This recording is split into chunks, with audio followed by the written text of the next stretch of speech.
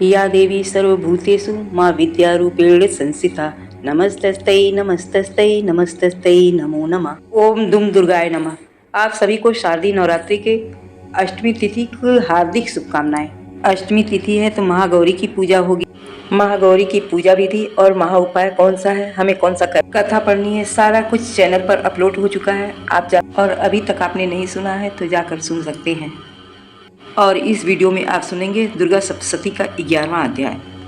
इसके अलावा कवच, अर्गला, कीलक, ये सभी चीज़ें जिस प्रकार से अभी तक आप लोग सुन रहे हैं उसी प्रकार से सुनाई जाएंगी। कथा सुनाने से पहले आप सभी का बहुत बहुत आभार व्यक्त करती हूँ।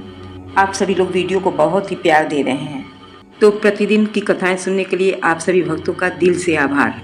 माँ भगवती देवी दुर्गा का ध्यान करते हुए आज की पावन कथा का प्रारंभ करते हैं। ओम देवी प्रार्तिहरे प्रसीदं प्रसीदं मार्ति जगतो अखिलस्य प्रसीदं विश्वेश्वरी पाये विश्वतमेश्वरी देवी चराचरस्य। ओम नमः चंडिकाय। मार्कंडेय जी ने कहा, पितामह, जो इस संसार में परम गोपनीय तथा मनुष्यों की सब प्रकार से रक्षा करने वाला और जो अब तक आपने किसी दूसरे के सामने प्रकट नहीं किया हो, ऐसा कोई साधन मुझे बतलाइए। ब्रह्मा जी बोले, ब्रह्मांड, ऐसा साधन तो एक देवी कवच ही है जो गोपनीय से परम गोपनीय, पवित्र तथा संपूर्ण प्राणियों का उपकार करने वाला है। महामुने, उसे श्रवण करो। देवी की 9 मूर्तियां, जिन्हें 9 दुर्गा कहते हैं, उनके पृथक पृथक नाम बतलाए गए हैं। प्रथम नाम शैलपुत्री, दूसरी मूर्ति का नाम ब्रह्मचारिणी, तीसरा स्वरूप चंद्रघंटा के नाम से प्रसिद्ध है, चौथी मूर्ति को कुष्मांडा कहते हैं, पांचवी दुर्गा का नाम स्कंद माता, देवी के छठे स्वरूप को कात्यायनी कहते हैं, सातवां कालरात्रि और 8वां स्वरूप महागौरी के नाम से प्रसिद्ध है, 9वीं दुर्गा का नाम सिद्धिदात्री है। ये सब नाम सर्वज्ञ महात्मा वेद भगवान के द्वारा ही प्रतिपादित हुए हैं। जो मनुष्य अग्नि में जल रहा हो, रणभूमि में शत्रुओं से घिर गया हो, विषम संकट में फंस गया हो तथा इस प्रकार भय से आतुर होकर जो भगवती दुर्गा की शरण प्राप्त किए हों, उनका कभी कोई अमंगल नहीं होता। युद्ध के समय संकट पड़ने पर भी उनके ऊपर कोई विपत्ति दिखाई नहीं देती। उन्हें सुख, दुख और भय की प्राप्ति नहीं होती। जिन्होंने भक्ति पूर्वक देवी का स्मरण किया है, उनका निश्चय ही अभ्युदय होता है। देवीश्री, जो तुम्हारा चिंतन करते हैं, उनकी तुम निसंदेह रक्षा करती हो। चामुंडा देवी प्रेत पर आरूढ़ होती हैं, वाराही भैंसे पर सवारी करती हैं, ऐन्द्री का वाहन ऐरावत हाथी है, वैष्णवी देवी गरुड़ पर आसन जमाती हैं, माहेश्वरी वृषभ पर आरूढ़ होती हैं, कुमारी का वाहन मयूर है, भगवान विष्णु की प्रीतमा लक्ष्मी देवी कमल के आसन पर विराजमान है और हाथों में कमल धारण किए हुए हैं। वृषभ पर आरूढ़ ईश्वरी देवी ने श्वेत रूप धारण कर रखा है। ब्राह्मी देवी हंस पर बैठी हुई हैं और सब प्रकार के आभूषणों से विभूषित हैं। इस प्रकार ये सभी माताएं सब प्रकार के एक शक्तियों से संपन्न हैं। इनके सिवा और भी देवियां हैं जो अनेक प्रकार के आभूषणों से शोभायुक्त तथा नाना प्रकार के रत्नों से सुशोभित हैं। ये संपूर्ण देवियां क्रोध में भरी हुई हैं और भक्तों की रक्षा के लिए रथ पर बैठी दिखाई देती हैं। ये शंख, चक्र, गदा, शक्ति, हल और मूसल, खेटक और तोमर, परशुत, पाश, कुंस और त्रिशूल एवं उत्तम साग, धनुष आदि अस्त्र शस्त्र अपने हाथों में धारण करती हैं। दैत्यों के शरीर का नाश करना, भक्तों को अभयदान देना और देवताओं का कल्याण करना, यही उनके शस्त्र धारण का उद्देश्य है। कवच आरंभ करने से पहले प्रार्थना करनी चाहिए। महान रौद्रूप, अत्यंत घोर पराक्रम, महान बल और महान उत्साह वाली देवी, तुम महान भय का नाश करने वाली हो। तुम्हें नमस्कार है। तुम्हारी ओर देखना भी कठिन है। शत्रुओं का भय बढ़ाने वाली जगदम्बिके, मेरी रक्षा करो। पूर्व दिशा में ऐन्द्री इंद्र शक्ति मेरी रक्षा करे। अग्निकोण में अग्नि शक्ति, दक्षिण दिशा में वाराही तथा नैतिश कोण में खड्गधारिणी मेरी रक्षा करे। पश्चिम दिशा में वारुणी और वाग्यव कोण में मेघ पर सवारी करने वाली देवी मेरी रक्षा करे। उत्तर दिशा में कौमारी और ईशान कोण में सुलधानी मेरी रक्षा करे। ब्राह्मणी, तुम ऊपर की ओर से रक्षा करो और वैष्णवी नीचे की ओर से रक्षा करे।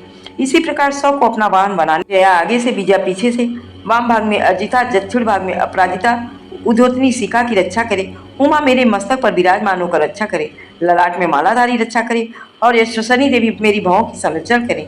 भाव के मध्य भाग में 3 नेत्रा और नथनों में यमघंटा देवी रक्षा करे। दोनों नेत्रों के मध्य भाग में सांखनी और कानों में द्वारवासिनी रक्षा करे। कालिका देवी कपोलों की तथा भगवती सांकरी कानों के मूल भाग की रक्षा करे। नासिका में सुगंधा और ऊपर के ओठ में चर्चिका देवी रक्षा करे। नीचे के ओठ में अमृत कला, जीवा में सरस्वती देवी रक्षा करे। कौमारी दांतों की रक्षा करे और चंडिका कंठ प्रदेश की रक्षा करे। चित्रघंटा गले के घाटों की और महामाया तालु में रखकर रक्षा करे। कामाक्षी थोड़ी की और सर्वमंगला मेरे वाणी की रक्षा करे। भद्रकाली ग्रीवा में और धनुधारी पृष्ठवंश मेरुदंड में रखकर रक्षा करे। कंठ के बाहरी भाग में नीलगिवा और कंठ की नली में नलकुबरी रक्षा करे। दोनों कंडों में खदग्नि और मेरे दोनों भुजाओं में वृषधानी रक्षा करे। दोनों हाथों में दंडिनी और अंगुलियों में अंबिका देवी रक्षा करे। सुलेश्वरी नखों की रक्षा करे, कुलेश्वरी कुछ पेट में रखकर रक्षा करे। महादेवी दोनों स्तनों की और शोक विनाशिनी देवी मेरे मन की रक्षा करे। ललिता देवी हृदय में रहकर और सूलधारी उदर में रहकर रक्षा करे। नाभि में कामनी और गुहा की गुहेश्वरी देवी रक्षा करे। पूतना और कामका लिंग की और महिषवाणी गुदा की रक्षा करे। भगवती कटिभा की और विंध्यवासिनी घुटनों की रक्षा करे। संपूर्ण कामनाओं को देने वाली महाबला देवी दोनों पिंडलियों की रक्षा करे। नारसिंगी देवी दोनों घुट्टियों की और तैसी देवी दोनों चरणों के पृष्ठ भाग की रक्षा करे। श्री देवी पैरों के अंगुलियों की और तलवासनी पैरों के तलुओं में रखकर रक्षा करे। अपने दानों के कारण भयंकर दिखाई देने वाली दृष्टा कराली देवी नखों की और ऊर्ध्वकेशनी देवी केशों की रक्षा करे। रोमलियों के छिद्रों में कौबेरी और त्वचा की वागदीश्वरी देवी रक्षा करे। पार्वती देवी रक्त मज्जा वसा मांस हड्डी और मेद की रक्षा करे। आंतों की कालरात्रि और पित्त की मुक्तेश्वरी देवी रक्षा करे। मूलाधार आदि कमल कोशों में पद्मावती देवी, कप में चूड़ामणि देवी स्थित होकर रक्षा करे। नख के तेज की ज्वालामुखी रक्षा करे, जिसका किसी भी अस्त्र से भेदन नहीं हो सकता। वह अभेदा देवी शरीर के समस्त संधियों में रखकर मेरी रक्षा करे। ब्राह्मणी, आप मेरे वीर की रक्षा करें। छत्रेश्वरी छाया की तथा धर्मधारिणी मेरे अहंकार मन बुद्धि की रक्षा करें। हाथ में ब्रज धारण करने वाली ब्रजहस्ता देवी मेरे प्राण अपान व्यान उदान और समान वायु की रक्षा करे। कल्याण से शोभित होने वाली भगवती कल्याण शोभना मेरे प्राण की रक्षा करे। रस रूप गंध शब्द और स्पर्श इन विषयों का अनुभव करते समय योगिनी देवी रक्षा करे तथा सत्गुण रजोगुण और तमोगुण के गुण की रक्षा सदा नारायणी देवी करे। बाराही आयु की रक्षा करे। वैष्णवी धर्म की रक्षा करे। चक्री चक्र धारण करने वाली देवी यश कीर्ति लक्ष्मी धन तथा विद्या की रक्षा करे। इंद्राणी, आप मेरे गोत्र की रक्षा करे। चंडिके, तुम मेरे पशुओं की रक्षा करो। माँ लक्ष्मी पुत्रों की रक्षा करे और भैरवी पत्नी की रक्षा करे। मेरे पद की सुखता तथा मार्ग की क्षेमकरी रक्षा करे। राजा के दरबार में माँ लक्ष्मी रक्षा करे तथा सब ओर से व्याप्त रहने वाली विजया देवी संपूर्ण भयों से मेरी रक्षा। देवी, जो स्थान कवच में नहीं कहा गया है अतः वो रक्षा से रहित है, वह सब तुम्हारे द्वारा सुरक्षित हो, क्योंकि तुम विजयशालिनी और पापनाशनी हो। यदि अपने शरीर का भला चाहे, मनुष्य बिना कवच के एक भी पग आगे न जाए। कवच का पाठ करके ही यात्रा करे। कवच के द्वारा सब ओर से सुरक्षित मनुष्य जहाँ जहाँ जाता है तहाँ तहाँ उसे धन लाभ होता है तथा वह संपूर्ण कामनाओं की सिद्ध करने वाली विजय की प्राप्ति होती है। वह जिस जिस अभिष्ट वस्तु का चिंतन करता है उसको निश्चय ही प्राप्त कर देता है। वह पुरुष इस पृथ्वी पर तुलना रहित मान ऐश्वर्य का भागी होता है। कवच से सुरक्षित मनुष्य निर्भय हो जाता है। युद्ध में उसकी कभी पराजय नहीं होती तथा तीनों लोकों में पूजनीय होता है। देवी का यह कवच देवताओं के लिए दुर्लभ है। जो प्रतिदिन नियम पूर्वक तीनों संध्याओं के समय श्रद्धा पूर्वक इसका पाठ करता है उसे देवी कला प्राप्त होती है तथा वह तीनों लोकों में कहीं भी पराजित नहीं होता। इतना ही नहीं, वह अपमृत्यु से रहित होकर 100 से अधिक वर्षों तक जीवित रहता। मकड़ी, चेचक और कोड़ आदि उसकी संपूर्ण व्याधियां नष्ट हो जाती हैं। कनेर, भांग, अफीम, धतूरे आदि का स्थावर विष, सांप और बिच्छू आदि के चलने वाला हुआ जंगम विष तथा आइफेम और तेल के संयोग आदि से बनने वाला कृत्रिम विष, ये सब प्रकार के विष दूर हो जाते हैं। उनका कोई असर नहीं होता। इस पृथ्वी पर मारण, मोहन आदि जितने भी आविचारी प्रयोग हैं तथा इस प्रकार के जितने भी मंत्र यंत्र हैं, वे सब हृदय में कवच धारण कर लेने पर मनुष्य को देखते ही नष्ट हो जाते। यही नहीं, पृथ्वी पर विचरने वाले ग्राम देवता, आकाशचारी देव विशेष, जल के संबंध में प्रकट होने वाले गण, उपदेश मास से सिद्ध होने वाले निम्न कोट के देवता, अपने जन्म के साथ प्रकट होने वाले देवता, कुल देवता, माला, कंठमाला आदि डाकनी शाकनी, अंतरिक्ष में विचरने वाली अत्यंत बलवती भयानक डाकनियां, ग्रह, भूत, पिशाच, यक्ष, गंधर्व, राक्षस, ब्रह्म, राक्षस, बेताल, कुष्मांड और भैरव आदि अनिष्ट कारक देवता भी हृदय में कवच धारण किए रहने पर उस मनुष्य को देखते ही भाग जाते हैं। कवचधारी पुरुष को राजा से सम्मान में वृद्धि प्राप्त होती है। यह कवच मनुष्य के तेज की वृद्धि करने वाला और उत्तम कवच का पाठ करने वाला पुरुष अपनी कीर्ति से विभूषित भूतल पर सुयश के साथ साथ वृद्धि को प्राप्त होता है। जो पहले कवच का पाठ करके उसके बाद सप्तशती चंडी का पाठ करता है, उसकी जब तक वन पर्वत काननों सहित पृथ्वी टिकी है तब तक पुत्र पौत्र आदि संतान परंपरा बनी रहती है। फिर देह का अंत होने पर वह पुरुष भगवती देवी माया के प्रसाद से उस नित्य परम पद को प्राप्त होता है जो देवताओं के लिए भी दुर्लभ है। वह सुंदर दिव्य रूप धारण करता है और कल्याण में शिव के साथ आनंद का भागी होता है। माँ भगवती जगदम्बा की जय। इति दिव्य कवचम संपूर्णम। अब पूरे भक्ति भाव से देवी दुर्गा का ध्यान करते हुए अर्गला स्तोत्र का पाठ श्रवण करेंगे। नमश्चंडिकाय। ओम जयंती मंगला काली भद्रकाली कपालिनी दुर्गा क्षमा शिवा धात्री स्वाहा स्वधा नमस्तुते। श्री मार्कंडेय जी कहते हैं, जयंती सबसे उत्कृष्ट एवं विजयशाली, मंगला मोक्ष प्रदा, जो अपने भक्तों के जन्म मरण आदि संसार बंधन को दूर करती हैं, उन मोक्षदायिनी मंगलमयी देवी का नाम मंगला है। जो प्रलय काल में संपूर्ण सृष्टि को अपना ग्रास बना लेती हैं, वह काली हैं। भद्रकाली, जो अपने भक्तों को देने के लिए ही भद्र सुख की व मंगल स्वीकार करती हैं, वह भद्रकाली हैं। हाथ में कपाल तथा गले में मुंडमाला धारण करने वाली दुर्गा, जो अष्टांग योग, कर्म एवं उपासना रूप दुस्साध्य साधना से प्राप्त होती हैं, वे जगदम्बिका दुर्गा कहलाती हैं। क्षमा, संपूर्ण जगत की जननी होने से अत्यंत करुणामय स्वभाव होने के कारण जो भक्तों अथवा दूसरों के भी सारे अपराध क्षमा करती हैं, उनका नाम क्षमा है। सबका शिव अर्थात कल्याण करने वाली जगदम्बा को शिवा कहते हैं। संपूर्ण प्रपंच को धारण करने के कारण भगवती का नाम धात्री है। स्वाहा रूप से यज्ञ भाग ग्रहण करके देवताओं का पोषण करने वाली, स्वधा रूप से श्राद्ध और तर्पण को स्वीकार करके पितरों का भी पोषण करने, इन नामों से प्रसिद्ध जगदम्बिके तुम्हें नमस्कार है। देवी चामुंडे तुम्हारी जय हो। संपूर्ण प्राणियों की पीड़ा हरने वाली देवी तुम्हारी जय हो। सब में व्याप्त रहने वाली देवी तुम्हारी जय हो। कालरात्रि तुम्हें नमस्कार है। मधु और कैटभ को मारने वाली तथा ब्रह्मा जी को वरदान देने वाली देवी तुम्हें नमस्कार है। तुम मुझे रूप दो, ज्ञान दो, मोह पर विजय दो, यश दो और काम क्रोध आदि शत्रुओं का नाश करो। महिषासुर का नाश करने वाली तथा भक्तों को सुख देने वाली देवी तुम्हें नमस्कार है। तुम रूप दो, जय दो, यश दो और काम क्रोध आदि शत्रुओं का नाश करो। रक्तबीज का वध और चंडमुंड का विनाश करने वाली देवी तुम रूप दो, जय दो, यश दो और काम क्रोध आदि शत्रुओं का नाश करो। शुंभ और निशुंभ तथा धूम्रलोचन का मर्दन करने वाली देवी तुम रूप दो, जय दो, यश दो और काम क्रोध आदि शत्रुओं का नाश करो। सबके द्वारा वंदित युगल चरणों वाली तथा संपूर्ण सौभाग्य प्रदान करने वाली देवी तुम मुझे रूप दो, जय दो, यश दो और काम क्रोध आदि शत्रुओं का नाश करो। देवी तुम्हारे रूप और चरित्र अचिंत्य हैं। तुम समस्त शत्रुओं का नाश करने वाली हो।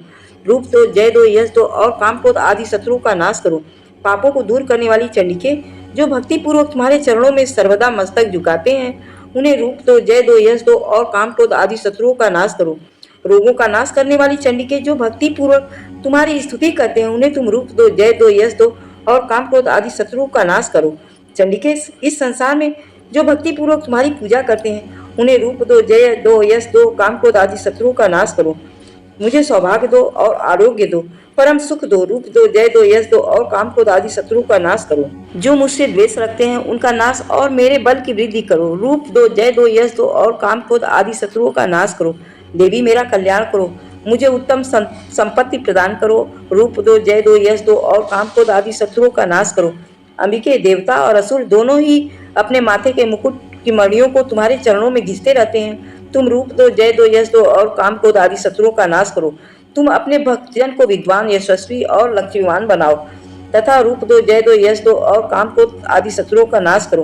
प्रचंड दैत्यों के दर्पण दर्लन करने वाली चंडिके, मुझ शरणागत को रूप दो, जय दो, यश दो और काम क्रोध आदि शत्रुओं का नाश करो। चतुर्मुख ब्रह्मा जी के द्वारा प्रशंसित चार भुजा धारण करने वाली तुम मुझे रूप दो, यश दो और काम क्रोध आदि शत्रुओं का नाश करो। देवी अंबिके, भगवान विष्णु नित्य निरंतर भक्ति पूर्वक तुम्हारी स्तुति करते रहते हैं। तुम रूप दो, जय दो, यश दो और काम क्रोध आदि शत्रुओं का नाश करो। हिमालय कन्या पार्वती के पति महादेव जी के द्वारा प्रशंसित होने वाली परमेश्वरी, तुम मुझे रूप दो, जय दो, यश दो और काम क्रोध आदि शत्रुओं का नाश करो। सचिपति इंद्र के द्वारा सद्भाव से पूजित होने वाली परमेश्वरी, तुम मुझे रूप दो, जय दो, यश दो और काम क्रोध आदि शत्रुओं का नाश करो। प्रचंड भुज दंडों वाले दैत्यों का घमंड चूर करने वाली देवी, तुम मुझे रूप दो, जय दो, यश दो और काम क्रोध आदि शत्रुओं का नाश करो। देवी अंबिके, तुम अपने भक्तजनों को सदा असीम आनंद प्रदान करती रहती हो। मुझे रूप दो, जय दो, यश दो और काम क्रोध आदि शत्रुओं का नाश करो। मन की इच्छा के अनुसार चलने वाली मनोहर पत्नी प्रदान करो, जो दुर्गम संसार सागर से तारने वाली तथा उत्तम कुल में उत्पन्न हुई हो।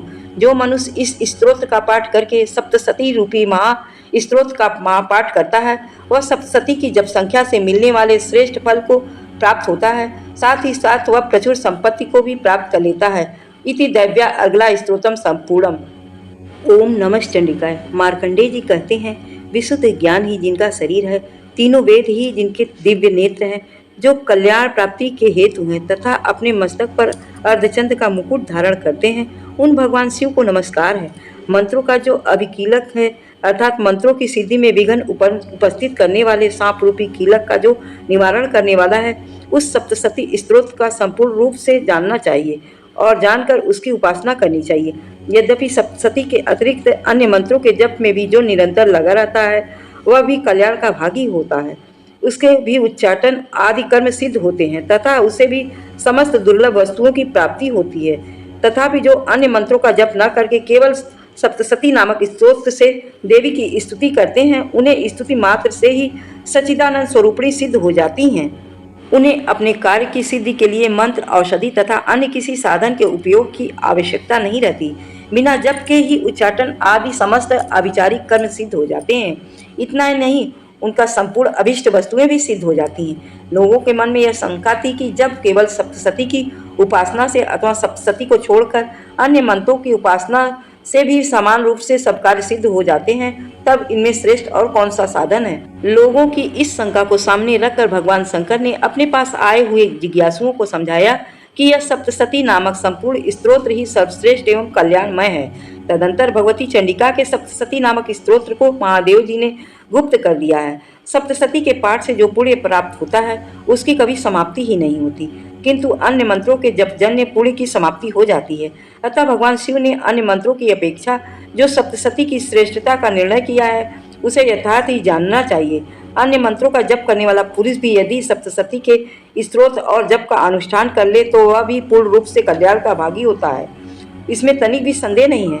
जो साधक कृष्ण पक्ष की चतुर्दशी अथवा अष्टमी को एकाग्रचित होकर भगवती की सेवा में अपना सर्वस्व समर्पित करता है और फिर उसे प्रसाद रूप में ग्रहण करता है, उसी पर भगवती देवी दुर्गा प्रसन्न होती हैं, अन्यथा उनकी प्रसन्नता प्राप्त नहीं होती। इस प्रकार सिद्धि के प्रतिबंधक रूप में कीलक के द्वारा महादेव जी ने इस स्त्रोत को कीलित कर रखा है।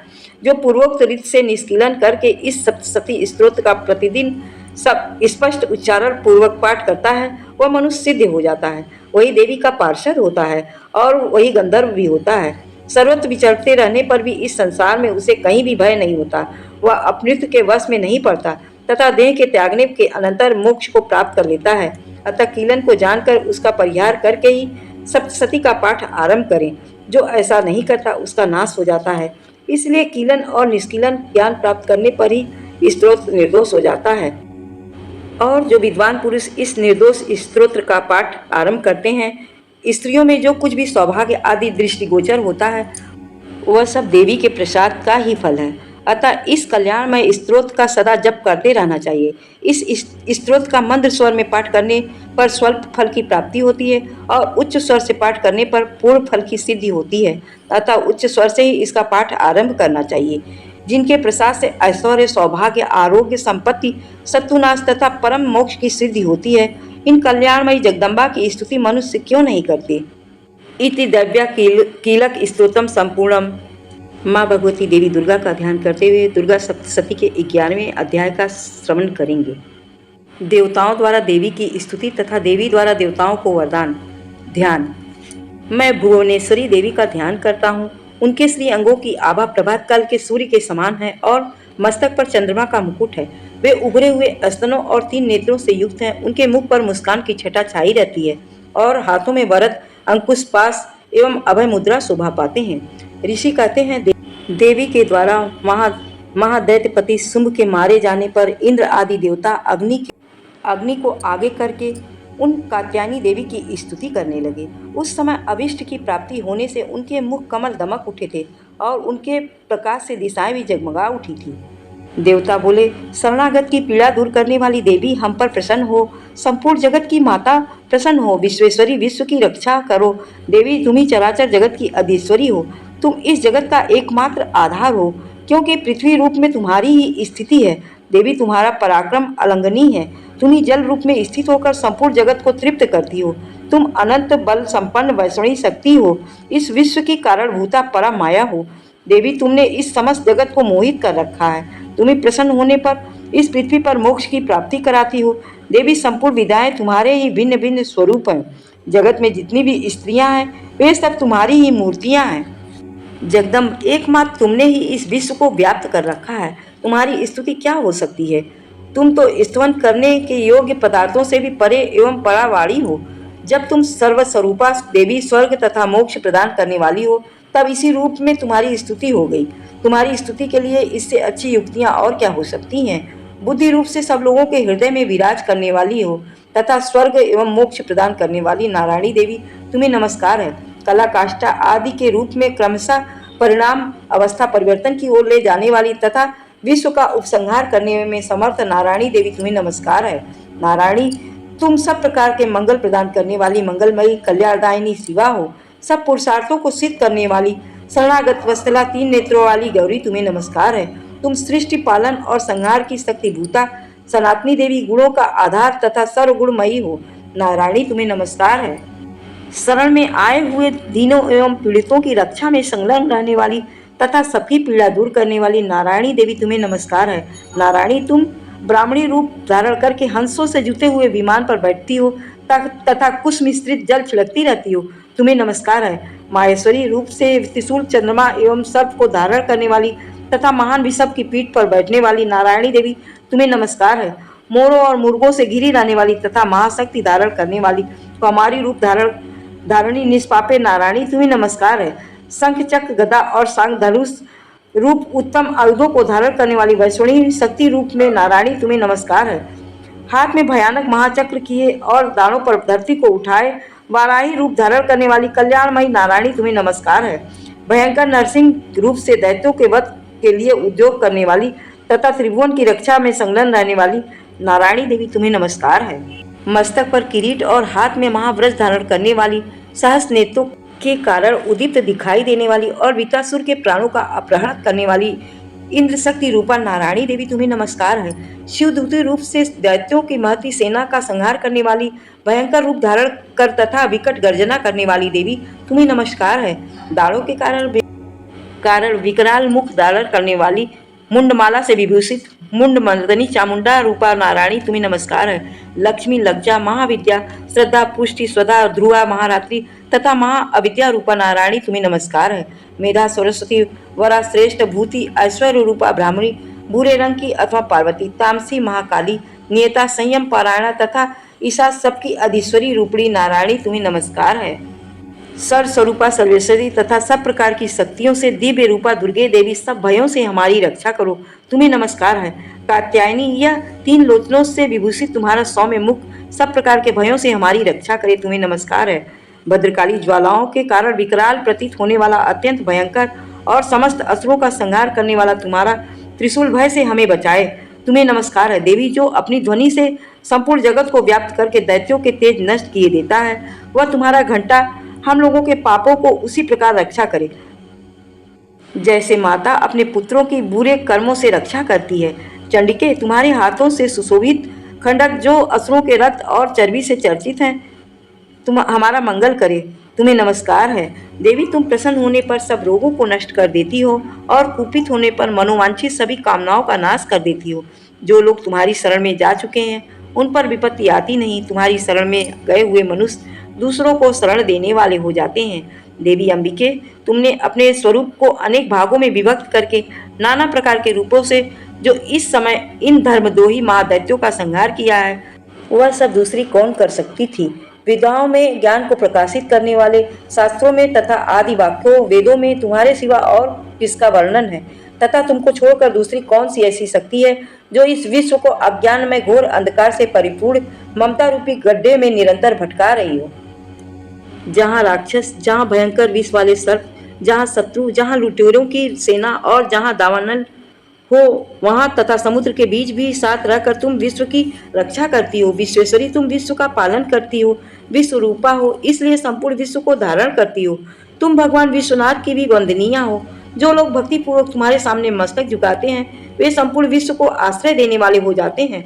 देवी, प्रसन्न हो। जैसे इस समय असुरों का वध करके तुमने शीघ्र ही हमारी रक्षा की है, उसी प्रकार सदा हमें शत्रुओं के भय से बचाओ। संपूर्ण जगत का पाप नष्ट कर दो और उत्पात एवं पापों के फल स्वरूप प्राप्त होने वाले महामारी आदि बड़े बड़े उपद्रवों को शीघ्र ही दूर करो। विश्व की पीड़ा दूर करने वाली देवी, हम तुम्हारे चरणों पर पड़े हुए हैं, हम पर प्रसन्न हो। त्रिलोकी निवासियों की पूजनीय परमेश्वरी, सब लोगों को वरदान दो। देवी बोली, देवताओं, मैं वर देने के लिए तैयार हूँ। तुम्हारे मन में जिनकी भी इच्छा हो वह वर मांग लो। संसार के लिए उस उपकारक वर को मैं अवश्य दूंगी। देवता बोले, सर्वेश्वरी, तुम इसी प्रकार तीनों लोकों की समस्त बाधाओं को शांत करो और हमारे शत्रुओं का नाश करो। देवी बोली, देवताओं, वैवनस्थ मनवंतर के 28वें युग में शुंभ और निशुंभ नाम के 2 अन्य महादैत्य उत्पन्न होंगे। तब मैं नंदगोप के घर में उनकी पत्नी यशोदा के गर्भ से अवतीर्ण होकर विंध्याचल में जाकर रहूंगी और उक्त दोनों असुरों का नाश करूंगी। फिर अत्यंत भयंकर रूप से पृथ्वी पर अवतार ले मैं वैपचित नामक दानवों का वध करूंगी। उन भयंकर महादैत्यों को भक्षण करते समय मेरे दांत अनार के फूल की भांति लाल हो जाएंगे। तब स्वर्ग में देवता और मर्त्यलोक में मनुष्य सदा मेरी स्तुति करते हुए रक्तदंतिका कहेंगे। जब पृथ्वी पर 100 वर्षों के लिए वर्षा रुक जाएगी और पानी का अभाव हो जाएगा, उस समय मुनियों के स्तवन करने पर मैं पृथ्वी पर अयोनी निज रूप में प्रकट होंगी और 100 नेत्रों से मुनियों को देखूंगी। अतः मनुष्य शताक्षी इस नाम से मेरा कीर्तन करेंगे। देवताओं, उस समय मैं अपने शरीर से उत्पन्न हुए शाकों द्वारा समस्त संसार का भरण पोषण करूंगी। जब तक वर्षा नहीं होगी तब तक वे शाक ही सबके प्राणों की रक्षा करेंगे। ऐसा करने के कारण पृथ्वी पर शाकंभरी नाम से मेरी ख्याति होगी। उसी अवतार में मैं दुर्गम नामक महादैत्य का वध भी करूंगी। इससे मेरा नाम दुर्गा देवी के रूप में प्रसिद्ध होगा। फिर मैं जब भीम रूप धारण करके मुनियों की रक्षा के लिए हिमालय पर रहने वाले राक्षसों का भक्षण करूंगी, उस समय सब मुनि भक्ति से नतमस्तक होकर मेरी स्तुति करेंगे। तब मेरा नाम भीमा देवी के रूप में विख्यात होगा। जब अरुण नामक दैत्य तीनों लोकों में भारी उपद्रव मचाएगा, तब मैं तीनों लोकों का हित करने के लिए 6 पैरों वाले असंख्य भ्रमरों का रूप धारण करके उस महादैत्य का वध करूंगी। उस समय सब लोग भ्रामरी के नाम से चारों ओर मेरी स्तुति करेंगे। इस प्रकार जब जब संसार में दानवी बाधा उपस्थित होगी, तब तब अवतार लेकर मैं शत्रुओं का संहार करूंगी। इस प्रकार श्री मार्कंडेय पुराण सार्वणिक मनवंतर की कथा के अंतर्गत श्री देवी महात्म्य के देवी स्तुति नामक 11वां अध्याय पूरा हुआ। अब माँ दुर्गा की आरती करेंगे। भोर भई दिन चढ़ गया रे मेरी अम्बे, भोर भई दिन चढ़ गया रे मेरी अम्बे, हो रही जय जय कार मंदिर बीच आरती जय माँ, हे दरबारा वाली आरती जय माँ, हे पहाड़ा वाली आरती जय माँ। काहे दी मैया तेरी आरती बनावा, काहे दी मैया तेरी आरती बन, काहे दी पावा बीच बाती, मंदिर बीच आरती जय माँ, सुबह चलिया वाली आरती जय माँ, हे पहाड़ा वाली आरती जय माँ। सर्व सोने दी तेरी आरती बनावा, सर्व सोने दी तेरी आरती बनावा, अगर कपूर पावा बाती, मंदिर बीचे आरती, हे माँ पिंडी रानी आरती जय माँ, हे पहाड़ा वाली आरती जय माँ। कौन सुहागन दीवा बालेगा मेरी मैया, कौन सुहागन दीवा बालेगा मेरी मैया, कौन जगेगा सारी रात मंदिर बीच आरती जय माँ, सचिया जोता वाली आरती जय माँ, हे पहाड़ा वाली आरती जय माँ। सर्व सुहागिन दीवा बतिया मेरी मैया, सर्व सुहागिन दीवा बतिया मेरी मैया, ज्योत जगेगी सारी रात मंदिर बीच आरती जय माँ, हे माँ त्रिकुटा रानी आरती जय माँ, हे पहाड़ा वाली आरती जय माँ। जुग जुग जीवे तेरा जमुए का राजा, जिस तेरा भवन बनाया मंदिर बीचे आरती जय माँ, हे माँ अम्बे रानी आरती जय माँ। सिमर चरण तेरा ध्यान यस गावे, जो ध्यावे सो फल पावे, रखवाड़े दिलाज मंदिर बीचे आरती जय माँ, हो सोनैया वाली आरती जय माँ, हे पहाड़ा वाली आरती जय माँ। भोर भई दिन चढ़ गया रे मेरी अम्बे, हो रही जय जय कार मंदिर बीच आरती जय माँ। प्रेम से बोलिए साचे दरबार की जय। कमेंट बॉक्स में जय माता दी लिखना ना भूले। पुनः आप लोगों को एक बार फिर से शारदीय नवरात्रि की ढेरों